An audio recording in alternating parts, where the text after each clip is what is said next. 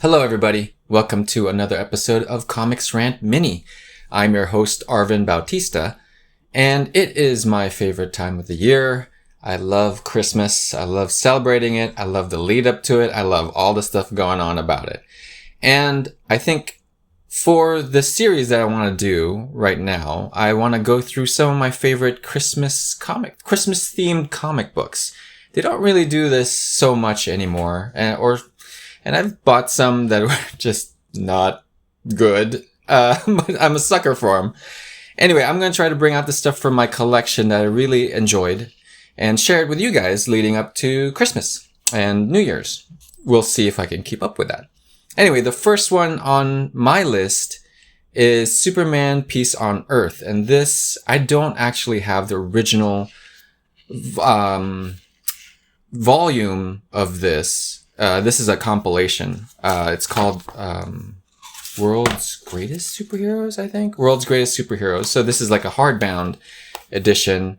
But I do want to just focus on that Superman Peace on Earth one. I'll probably try to go through this book in general in one of my later episodes. Anyway, it's a great compilation. It's really awesome. But, it's actually smaller than what it originally released as. So here, I actually have a version of the Wonder Woman story, which is Spirit of Truth.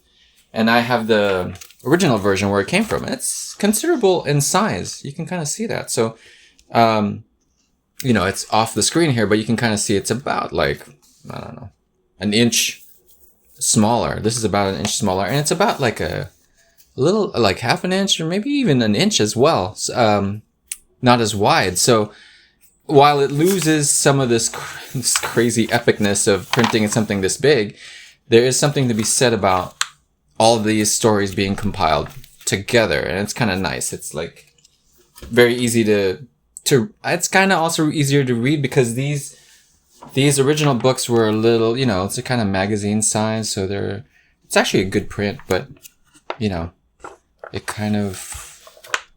it is begging to be a hardcover, isn't it? Anyway, all right. So let's go back to Superman Peace on Earth. And these stories are by Paul Dini and Alex Ross, and it's just really great. I went through a phase after college where I was just kind of a hater of Paul Dini and Alex Ross. Yeah, I know, right? Stupid. Anyway, I grew out of it. I'm okay now. I'm okay, guys. And I realized my folly. Because this is some of the best stuff I've, as the older I get, some of the best stuff that I've read.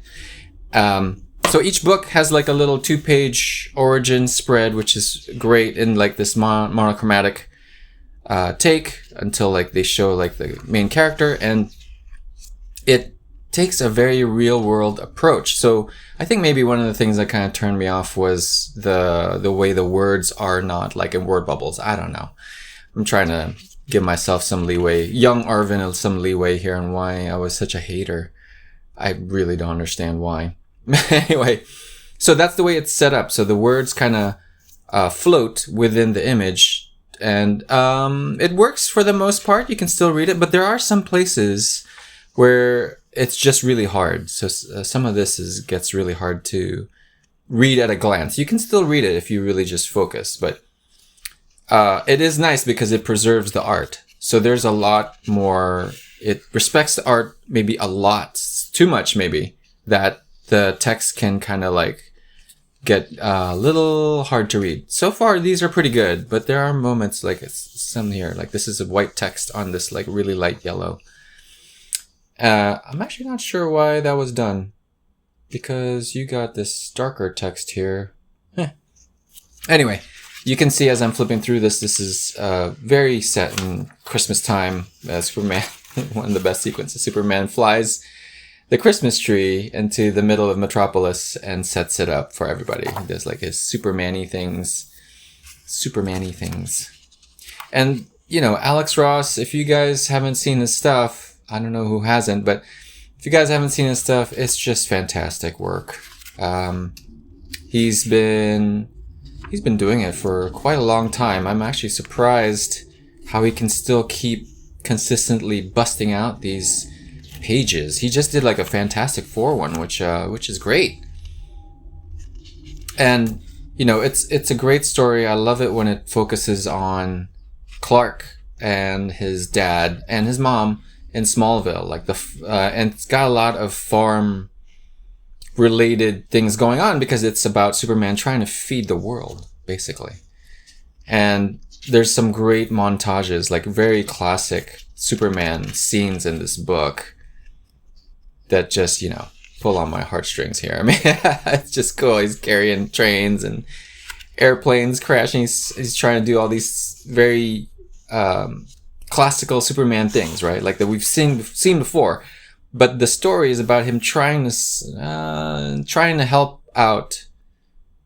solve world hunger, which is a very real world thing, right? What would Superman do if he was in this situation? Like if he was in the real world. So a lot of the reactions of the people are skepticism, because that's what you do when a guy dressed up in blue tights and red underwear shows up in the middle of Congress, right?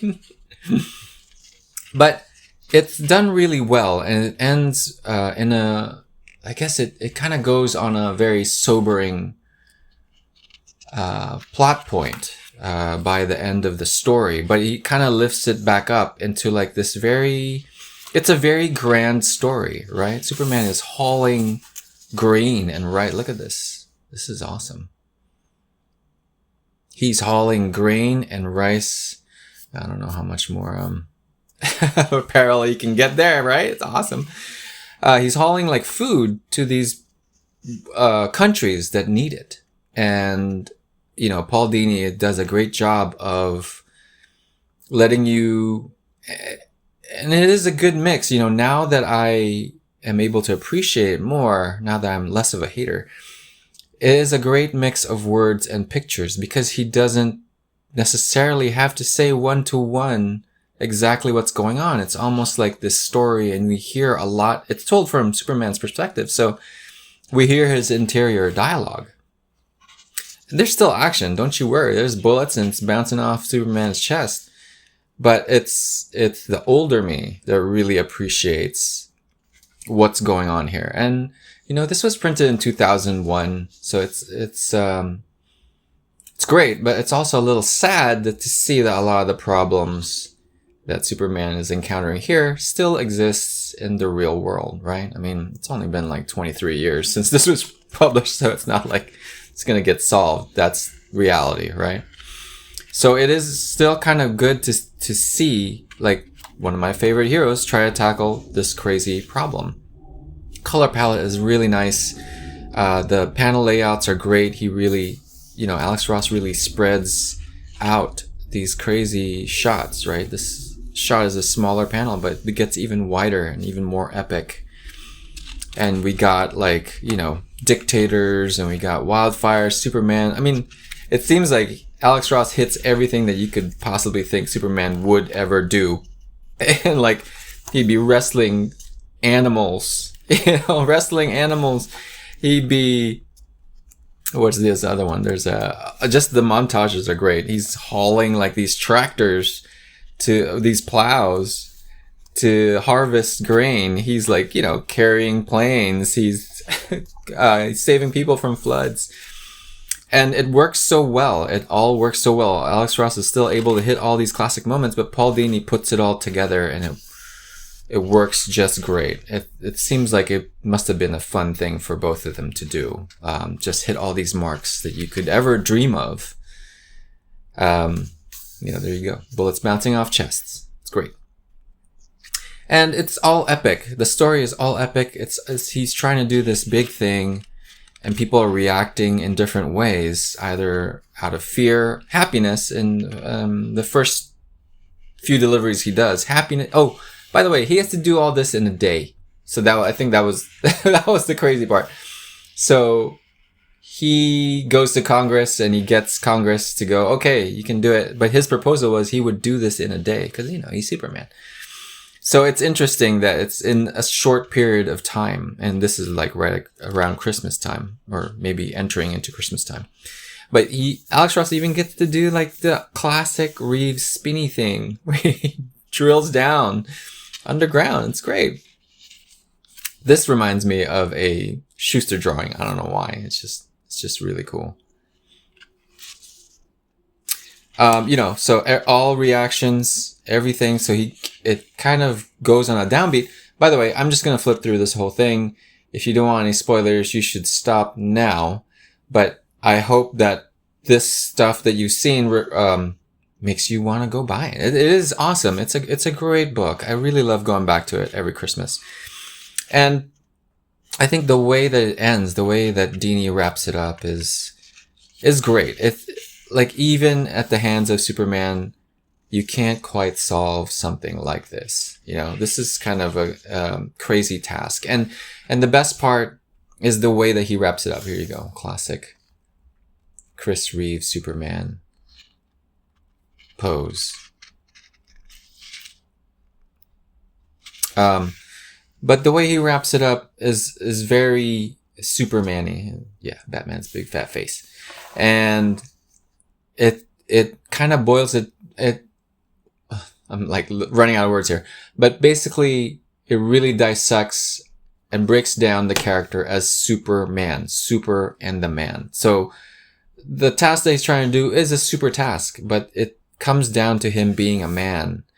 And really down to his roots of farming, which is why I really like this book, and kind of empowering people, empowering us, empowering everybody in the world to try to end world hunger, or just to try to work with each other, help each other. So one of my favorites, definitely, and it's only like a few pages. If you could find the original issue this was in, where it's like that giant size that I just showed earlier, that'd be great. But I think this has been in print, so it shouldn't be too hard to find. Well, this is the Absolute Edition. I don't think there's a paperback. I could be wrong. But, with all the stories that are inside here too, well worth it. Well worth it. Whatever the cost of this. I'm not even sure how much I paid for this thing. Could have been a lot. But I love this story so much. It definitely was worth it for me. Definitely a great Christmas time and holiday season kind of reading. Let's go back to that character identification, which is my favorite. Oh, and so this is set like in a classic Superman. I think all the characters are actually set in their classic original background stories. So it's not really connected to continuity. So you don't have to worry about reading all the other things. It is definitely a one and done. And it gives you everything you need because there's also like character page. Like as I'm reading this, I'm so used to seeing Superman with Lois that I'm like, oh, in this one, this is like old school Superman. He's alone. He's single. He's kind of like, this is the intro page. So this is perfect for anybody who doesn't know what's going on. But he's single. He's alone. So in one of the Christmas parties, he can actually disappear because he's kind of like this guy that, doesn't really stand out too much. So it's very classic. But then also, as I'm reading it, I'm like, oh man, that's so sad. Like he feels like he failed, like towards the end here. He feels like he failed and there's no Lois. There's no Lois. And it's like, man, I forgot how sad Superman's existence was without Lois in his life, without Jonathan Kent, right? Without his family, without Kara, without anything like that. I mean, he goes back to his apartment and it's just him. There's no one to bounce ideas off of. There's no one to kind of like pull him up. It just relies on himself. He has I kind of like one of these things that was said when he was in Congress. He said he didn't like speaking in public. And I was like, oh, that's kind of cool. You always think like, oh, Superman makes all these sweeping speeches and, but no, he wouldn't. He's not that kind of guy. Unless it's necessary, right? Unless it's necessary. And obviously when he shows up in Congress, he deems it necessary. Sorry, I'm flipping around pages here. But I hope you guys get an idea of just how great this book is. Where's that? I mean, the Congress shot oh my gosh, I think I'd go out of my mind trying to draw this. That's why Alex Ross is awesome. But he doesn't like public speaking. It makes sense. He's mild-mannered. He still is mild-mannered. You know what I mean? He's not going to try to have long-winded speeches unless it actually will enable people to do something. And they don't even talk about, it's all just kind of narrated that he goes to Congress, talks to them, and then they eventually give him his stuff. But his best speech is the one that's captured at the end by Clark, of course, and how he addresses the whole thing that happened. Because essentially he fails in his mission. So it's nice to see. What's also funny is he's in a newspaper and it becomes very painfully dated. Because no one's going to be milling around a newsstand reading newspapers, And it's fine. I guess it sounds like I'm using that as a negative thing because the story still stands strong. It's just, I feel old. I feel old seeing people standing around newsstands reading newspapers for their news, right? Like no one's on their iPad checking or their phones, which is how it would be nowadays. Anyway, the story is great, guys. Please give it a read. It's just to get you into the spirit of the season, like I always do. And, Alex Ross rocks. I don't know what young Arvin was thinking. Here, we will stop on this page because it is the epicness. This is epic too. This is the epicness of the pages. But hope you guys have a good Advent, I guess. This is what we're leading up to, right? Like it's a comic book Advent calendar. Hope you guys get all your Christmas shopping and all that stuff out of the way so you can actually enjoy the season itself. That's Superman Peace on Earth by Alex Ross and Paul Dini. Go pick it up. It is the best thing ever. And happy holidays, guys.